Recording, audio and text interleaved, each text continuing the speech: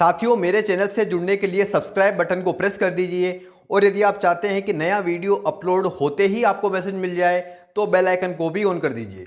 मेरे प्रिय साथियों, मैं अंकुर जोशी आप सभी का अंकुर एस्ट्रोलॉजी में बहुत बहुत स्वागत अभिनंदन करता हूं। आज मैं आपको सिंह लग्न की कुंडली में धनवान बनने के योग बताऊंगा, जिससे आप बिल्कुल आसानी से समझ सकते हैं कि आपके धनवान बनने के योग है अथवा नहीं। सिंह लग्न की कुंडली किसे कहते हैं, पहले आप ये समझें। लग्न भाव यानी कि प्रथम भाव में यदि 5 नंबर लिखा है, इसका अर्थ यह है कि आपकी कुंडली सिंह लग्न की है, जैसा कि आप फोटो में देख पा रहे हैं। इसके साथ ही एक महत्वपूर्ण बात, इस वीडियो के अंत में मैं आपको माता लक्ष्मी जी को प्रसन्न करने का बिल्कुल सरल उपाय बताऊंगा, तो आप इस वीडियो के अंत तक बने रहें, इसे पूरा देखें। मेरे प्रिय साथियों, अब हम आगे बढ़ते हैं।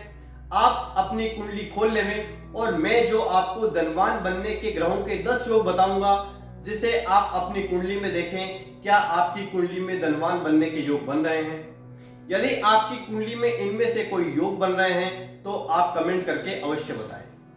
मेरे प्रिय दर्शकों, जिन्हें ज्योतिष का बिल्कुल भी ज्ञान नहीं है, वो भी इसे बिल्कुल आसानी से समझ सकते हैं। मेरे प्रिय साथियों, यदि आप बिल्कुल बेसिक से ज्योतिष सीखना चाहते हैं तो आप इस चैनल पर ही ज्योतिष सीखने का पार्ट फर्स्ट से ही वीडियो की पूरी सीरीज है, उसे आप देख सकते हैं। और यदि आप बिल्कुल बेसिक से ज्योतिष सीखने का बैच ज्वाइन करना चाहते हैं या आप अपनी कुंडली का विश्लेषण करवाना चाहते हैं तो आप मुझसे संपर्क कर सकते हैं। मेरा व्हाट्सएप नंबर इस वीडियो के डिस्क्रिप्शन में है। तो साथियों, अब हम आगे बढ़ते हैं। आपके सामने एक कुंडली आपको दिखाई दे रही है, जिसके पहले भाव में 5 नंबर लिखा है, यानी कि ये सिंह लग्न की कुंडली है। अब हम सिंह लग्न की कुंडली में धनवान बनने के पहले योग के बारे में समझते हैं। आप सभी अपनी कुंडली खोल लें और मिलान करें। जैसा कि आप स्क्रीन पर देख पा रहे हैं, यदि सिंह लग्न की कुंडली में शुक्र यदि दशम भाव में बैठे हैं तो यह धनवान बनने के लिए बहुत ही उत्तम योग होता है, क्योंकि शुक्र यहां अपनी स्वयं की राशि में बैठकर मालवी नाम के पंच महापुरुष योग का निर्माण कर रहे हैं। दूसरा योग कैसे बन रहा है, आइए समझते हैं। दूसरे भाव में 6 नंबर लिखा है, अर्थात कन्या राशि है और कन्या राशि के स्वामी बुध होते हैं। और एकादश भाव में 3 नंबर लिखा है, जो कि मिथुन राशि है और इसके स्वामी भी बुध हुए। आप सभी ये जानते हैं कि बुध को 2 राशियों का स्वामित्व प्राप्त है, वो है मिथुन और कन्या। यदि बुध दूसरे भाव या एकादश भाव में कहीं भी बैठ जाए तो यह धनवान बनने का बहुत ही अच्छा योग होता है। निश्चित ही ऐसी स्थिति में जातक धनी होगा। सिंह लग्न की कुंडली में धनवान बनने का तीसरा योग क्या है, आप समझें और अपनी कुंडली से मिलान करें।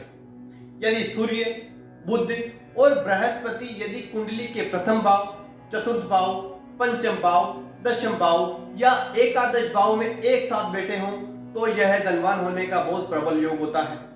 लेकिन एक बात का जरूर ख्याल रखें कि कहीं बुध और बृहस्पति सूर्यदेव से अस्त तो नहीं, अन्यथा वो अपने पूर्ण फल आपको नहीं दे पाएंगे। चौथा योग क्या है, आइए समझते हैं।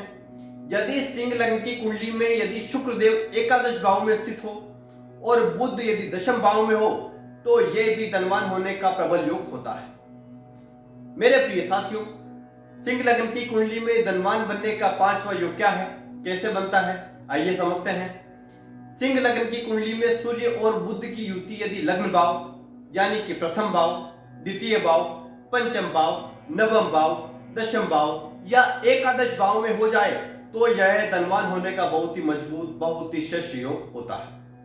लेकिन शर्त यही है कि यहां बुध जो है वो सूर्य से अस्त नहीं होने चाहिए। छठा योग क्या है, आइए समझते हैं। दूसरे और 11वें भाव के स्वामी बुध यदि लग्न यानी कि प्रथम भाव में बैठ जाएं, इसके साथ ही सूर्य यदि दूसरे भाव में बैठ जाए तो यह भी धनवान होने का बहुत अच्छा योग होता है। मेरे प्रिय साथियों, सिंह लग्न की कुंडली में धनवान बनने का 7वां योग कैसे बन रहा है, आइए समझते हैं। यदि पंचम भाव के स्वामी बृहस्पति और एकादश भाव के स्वामी बुध दोनों ही एक साथ यानी कि युति में यदि एकादश भाव या पंचम भाव में बैठ जाए तो जातक धनवान होता है और निश्चित ही धनवान होता है। 8वां योग क्या है, आइए समझते हैं।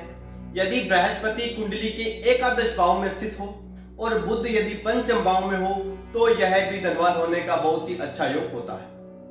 मेरे प्रिय साथियों, सिंह लग्न की कुंडली में धनवान बनने का नववा योग क्या बनता है, आइए समझते हैं। यदि बृहस्पति पंचम भाव में बैठे हों, इसके साथ ही बुध और सूर्य यदि एकादश भाव में हो, तो ऐसे में व्यक्ति अपने जीवन में धनवान अवश्य बनता है। मेरे प्रिय साथियों, सिंह लग्न की कुंडली में धनवान बनने का 10वां योग कैसे बन रहा है, आइए समझते हैं। सिंह लग्न की कुंडली में यदि बृहस्पति और शुक्र दोनों ही ग्रह एक साथ यदि दशम भाव या एकादश भाव में बैठ जाए, तो यह भी धनवान होने का बहुत ही अच्छा योग होता है। मेरे प्रिय साथियों, एक बहुत ही महत्वपूर्ण बात, आज मैंने धनवान बनने की जो भी आपको ग्रहों की स्थितियां बताई है, यदि इनमें से कोई भी स्थिति आपकी कुंडली में बन रही है तो आप निश्चित ही भाग्यशाली हैं। और यदि आपकी कुंडली में इनमें से कोई योग बन रहा है और आपको अभी तक अच्छे फलों की प्राप्ति नहीं हुई है, तो जब भी इन ग्रहों की दशा या अंतर्दशा आएगी तो आपको निश्चित ही लाभ होगा। इसके साथ ही आज मैंने जो भी ग्रहों की स्थितियां आपको बताई है, उनमें आपको यह भी देखना है कि कहीं योग बनाने वाला ग्रह आपकी कुंडली में अस्त तो नहीं।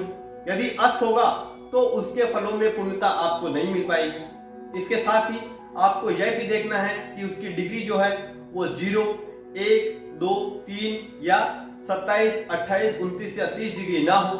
यदि योग बनाने वाले ग्रह की ये डिग्री हुई तो इस स्थिति में भी उस ग्रह में बल नहीं होगा, तो वो अपने पूर्ण फल आपको नहीं दे पाएगा। इसके साथ ही धनवान बनाने वाला ग्रह यदि पाप प्रभाव में हो तो भी आपको पूर्णतः शुभ फल नहीं मिल पाएंगे।